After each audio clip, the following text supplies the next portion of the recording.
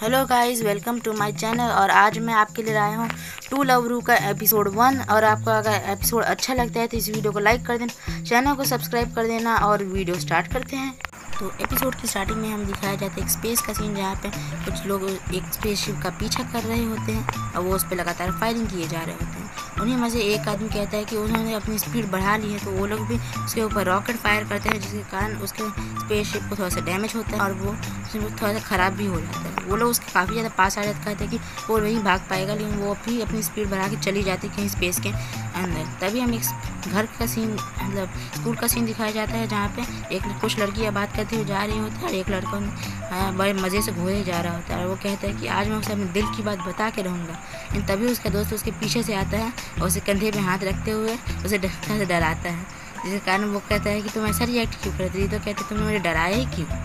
तो वो कहता है कि शायद से तुम शायद लड़कियों को देख रहे थे। तो वो कहते तुम अपना मुंह बंद रखो, और कहता है कि आज मैं बता के रहूँगा कि मैं उसे प्यार करता हूँ। लेकिन उसका दोस्त कहता है कि ऐसा मत कर। फिर हम क्लासरूम का सीन दिखाया जाता है, जहाँ पर रीतो और हरुणा दोनों भी बैठे होते हैं। हरुणा है वैसे उसका नाम, और उस लड़के का नाम रीतो। और वो कहता है कि मैं उसे 2 साल पहले जब मैं स्कूल में, तभी से मैं उसे पसंद करता हूँ। जब भी मैं उसे प्रपोज करने जाता है तभी कोई ना कोई गड़बड़ हो जाती है। कभी सर पे गमला गिरता है, कभी ट्रक ठोक के चला जाता है, कभी हाथी ही आ जाता है भाई, मतलब कुछ भी। और वो कहता है कि ये मेरे से सही हमेशा क्यों होता है। और ये बार फिर ग्राउंड का सीन दिखाया जाता है, जहाँ पर हरुणा हमसे बात करते हुए आ रही होती है, मतलब बुक पढ़ते हुए, और वो ये काफ़ी सीरियस फेस लेके खड़ा हो जाए। और वो कहता है कि जब भी मैं यार 2 साल पहले स्कूल में आया था तो सभी मुझसे डरा करते थे और मुझे देख के भाग जाया करते थे, और मुझे बयान तरह तरह की बातें किया करते थे। मेरा कोई दोस्त नहीं था, मैं अकेला पड़ गया था पूरी तरह। तभी सिर्फ यही लड़की थी जो मेरे बारे में थोड़ा सा सोचा करती थी और बातचीत किया करती थी। और रीतो भी उसे ऊपर से देखा करता था और कहता था कि सिर्फ यही एक लड़की है जो मेरे बारे में थोड़ी सी बात, तभी से वो उसे पसंद करता है। और वो तभी भी आगे से आ ही रही होती है, और रीतो भाई अपने पूरी तरह से खड़ा होते हैं, थोड़ा सा शर्मा भी रहे होते हैं। और वो सामने से खड़ा होते हैं, वो थोड़ा और शर्मा के लाल हो जाता है। तो उसे शर्माने के चक्कर में वो पीछे निकल जाती है और वो शॉक ही हो जाता है और कहता है कि रुको। लेकिन तभी ऊपर से वही स्पेसशिप नीचे आ रही होती है और सीधे स्कूल में जाकर ब्लास्ट करते हुए सीधे उसके सामने चली जाती है। इतनी खराब किस्मत किसकी होगी? और वो कहता है कि ऐसा मेरे साथ ही क्यों होता है। और तभी हमें शाम को उसके घर का सीन दिखाया जाता है, जहाँ पे उसकी बहन बैठी हुई होती है और चिप्स खा रही होती है बस। और उसके बाद उसका दोस्त का कॉल आता है, जिसके बाद वो अपने बेड पे लेटते हुए दोस्त की कॉल रिसीव करता है। उसका दोस्त एडल्ट मैगजीन पढ़ रहा होता है गाइस, और वो फ़ोन पे ऐसे ही नॉर्मली बातें कर रहे होते हैं। तभी उनमें से एक कहता है कि तुम आज सुबह की बातें याद है, तुम ज़रा हरुणा का अपने स्विम सूट में इमेजिन करो तो। अब भाई क्या कमाल की लग रही होती है ना?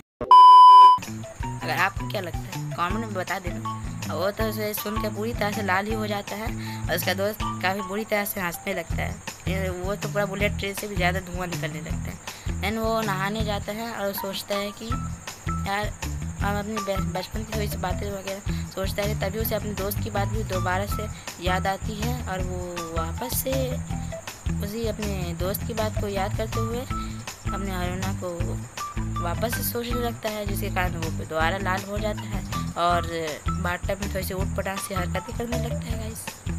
और सोचता है कि नहीं, मेरे ऊपर ये सब शोभा नहीं देता, मुझे इसे नहीं करना चाहिए। लेकिन तभी हमें आसमान में दिखाया जाता है कि वहाँ से आसमान एक और चीज़ आ रही होती है, जो सीधे जाके एक सिटी किसी घर के पास जाके ब्लास्ट होती है। लोग भी बाहर निकल के देखते हैं कि इसे हो क्या रहा है। तब रीतो भी अपने बाथटब में देखते हैं कुछ तो रिएक्शन सा हो रहा है, और उसके बाथटब में से जैसे निकलता है तो देखता है कि मैंने किसी सॉफ्ट चीज़ को टच किया है। और वो कोई सॉफ्ट चीज़ तो एक लड़की, वो दोनों होते हैं। और इस लड़की के बारे में भी आपको जल्दी पता चल जाएगा, और वो भी उसे एक बार हेलो कहती है, और वो तो होश में नहीं होता, लेकिन जैसे ही वो छोड़ता है और फिर से एक बार और वो उसे हाई कहती है। लेकिन वो तो उसके वो ही दोनों को देखे जा रहा होता है, और फिर वो और ज़्यादा लाल होता है, जिसके कारण वो ज़ोर से चिल्लाता है, जिसके कारण उसकी बहन वहाँ से दौड़ती हुई आती है और कहती है क्या हुआ। रीतो भी आई भी अपना कहता है कि बाटम में एक लड़की है। उसकी दोस्त बहन कहती है कि मजाक तो नहीं कर रहे ना तुम मेरे साथ। और वो बाटम में चेक करने जाती है तो वहाँ तो कोई होता ही नहीं है। रीतो भाई भी कहता है कि अभी तो यहाँ कोई था, मैंने खुद देखा था। और वो कहता है कि अभी यार मैंने तो यहीं पे तो अभी देखा था उसे। तो उसकी बहन कहती है शायद से तुम दिन में भी सपने देखने लगे हो, लगता है कि तुम थोड़ा ये हो। और रितो भाई भी अपने तौलिया सर पोंछते हुए ऊपर आ रहे होते हैं और वो भी कहते हैं शायद से मैं काफ़ी ज़्यादा थक गया हूँ, शायद से इसीलिए ऐसा हुआ। जैसे वो अपने रूम में देखता है तो वही लड़की बैठी हुई होती है और वो कहती है कि मैं नहाने के बाद फिर रिलीफ पी है। उसकी तो आँख ही फट जाती है और वो उसे एक बार और हाय कहती है। रितो भाई तो अपने पूरी तरह सुन पड़ जाते हैं, थोड़ा पीछे जाके अपने आँखों में हाथ देते हुए छुप जाते हैं। और तभी हमें उस लड़की का नाम भी पता चलता है जिसका नाम होता है लाला। और वो कहती है कि मैं प्लेनेट डब्ल्यू से यहाँ पृथ्वी पे आई हूँ। और रितो भी कहता है कि हाँ तुम शायद से वहीं से आई हो, लेकिन वो थोड़ा सा अपनी आँखें खोलता है, थोड़ा देखने लगता है। लाला उसके थोड़ा पास चली आती है और कहती है कि तुम मुझसे ऐसे छुप क्यों रही हो। उसके बाद जैसे ही वो थोड़ा सा नीचे जाते हैं रितो भाई की तो नज़र फिर से कहीं और ही चली जाती है। पहले उसके वो दोनों पे थोड़ा सा और नीचे जाती है उसकी नज़र, है ना। अपने अलग ही है ये अपने रितो भाई की। अब वो अपनी पूँछ के बारे में बताती है कि ये देखो मेरी पूँछ, लेकिन वो तो अलग ही है। और वो तो शर्म से लाल पड़ जाता है और कहती है कि ये कितना क्यूट है। उसके तो फिर से उसके सर में से धुआं निकलने लगता है। और फिर वो बताती है कि उसके बाथटब में वो इस चीज़ के कारण टेलीपोर्ट हुई थी। और रितो भाई कहता है कि इस चीज़ से है कि हाँ बताती है। फिर वो अपने प्लानट के बारे में बात करने लगती है, वो कितनी में स्पेस से यहाँ पे आई थी। वो भी उसके बारे में थोड़ा सा गौर से सुन रहा होता है उसके बारे में कि वो वहाँ से स्पेस से वहाँ से आई थी एक स्पेसशिप में। और वो बताती है कि ये भी मैं अपनी प्लानट से ही लेके आई थी। लेकिन रितो भाई की फिर से मेरी बातचीत में तो कहीं फिर से कहीं और ही चली जाती है ना गाइस। अलग ही बंदा है नहीं अपना रितो भाई। और वो फिर से देख रही होती है। रितो भाई फिर से अपना शर्मा के ये दूसरी तरफ घूम जाता है, कहते हैं कि तुम्हें अब ज़्यादा कपड़े नहीं पहनने चाहिए। तभी उसका असिस्टेंट या फिर कुछ पेट जैसा कुछ आता है और उसे कहता है कि और रितो भाई से खिल्ली उड़ा देता है हाँ क्या वो तो मुझे भी समझ में नहीं आया क्या बोला वो। वैसे तभी लाला पूछते कि तुम्हारा नाम क्या है, तो वो भी बताते हैं कि मेरा नाम रितो है। और उसको वो बताती है कि ये वाले पेट में असिस्टेंट है, पेट या असिस्टेंट पता नहीं। लेकिन तभी वो अपने तौलिया पे उतार जो फेंक देती है उसने पहना हुआ होता है। रितो भाई पूरी तरह से और ज़्यादा शर्मा जाते हैं और दूसरी तरफ देखने लगते हैं। लाला सब घूम जाते हैं। उसका पेट कहता है कि तो अभी हिलना मत। और वो कुछ जादू से करने लगता है और ट्रांसफॉर्म में बोलता है, जिसके कारण उसकी के कपड़े फिर चेंज होने लगते हैं और पूरी तरह से चेंज हो जाते हैं उसके कपड़े उसके बाद। और रितो भाई भी कहता है कि ये कौन सा स्टाइल कितना अजीब लग रहा है देखने में। तो वो भी कहते हैं कि मैं अच्छी लग रही हूँ। तब रितो कहता है कि हाँ ठीक ही लग रही हो वैसे। और तभी खिड़की में से दो आदमी वहाँ से कूदते हैं और कहते हैं कि तो अच्छा तो तुम यहाँ पे आई हो। रितो भाई शौक हो जाते हैं अपने और वो थोड़ी सी गुस्सा करने लगती है, कहती है कि तुम लोग यहाँ पे। और वो कहती है शायद तुम लोग पक्का मेरे डैडी ने मुझे यहाँ पे लेने के लिए भेजा होगा। और वो थोड़ा सा गुस्सा उन लोग को भी करने लगती है कि तो यहाँ क्यों आया, थोड़ा सा अपने डैड को ही बकने लगती है।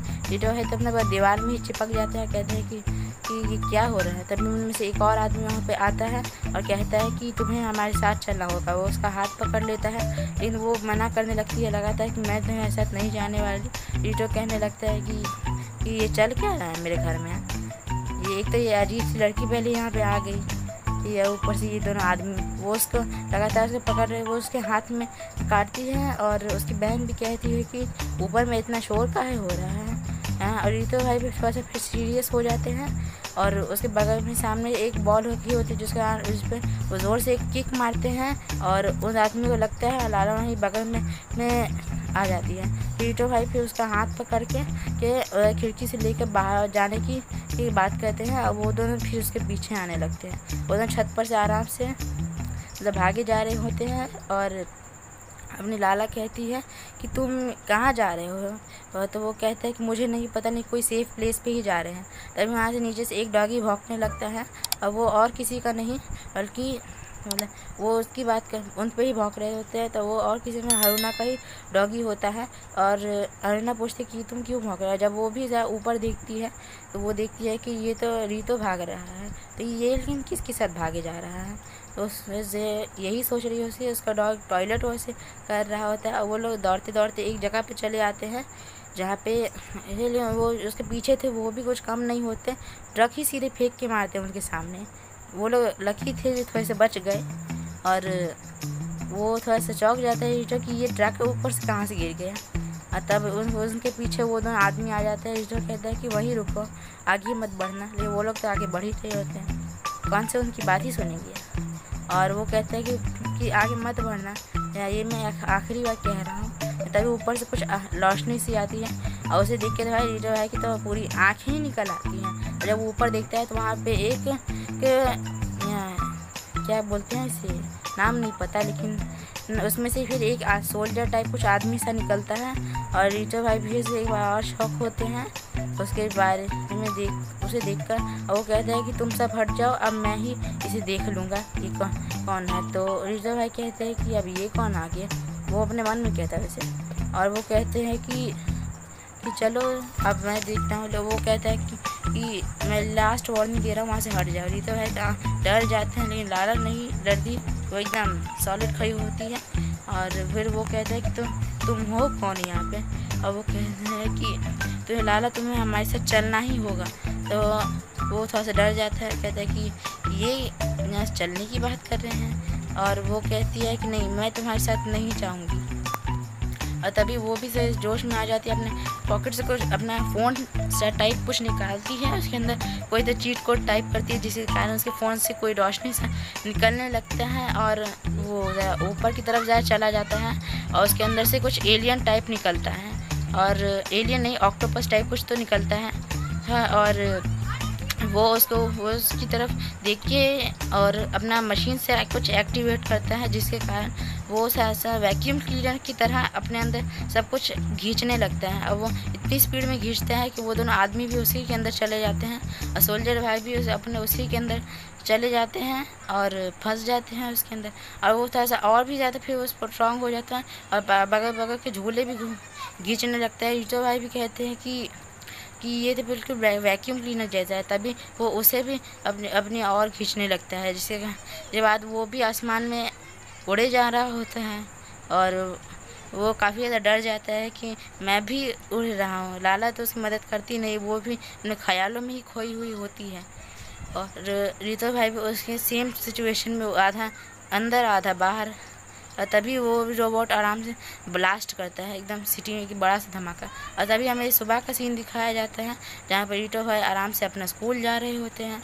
और वो कहते हैं कि कल रात की बात तो मुझे कुछ ज़्यादा ही गुस्सा आ रहा है। लाला तभी दिखाया जाता है कि लाला उसे माफ़ी मांग रही होती है। और वो कहती है कि कैसी सी लड़की मेरी लाइफ में वैसे चली जाए। और वो फिर वही से बातें करते हुए आराम से जा रहे होते हैं। और वो सोचते हैं कि एक बार और पता नहीं कौन सी लड़की आ गई, एक तो इतनी अजीब सी है। और तभी वहाँ से एक लड़की और उसे देखने लगती है, और वो और कोई नहीं, वो भी हारूना ही होती है।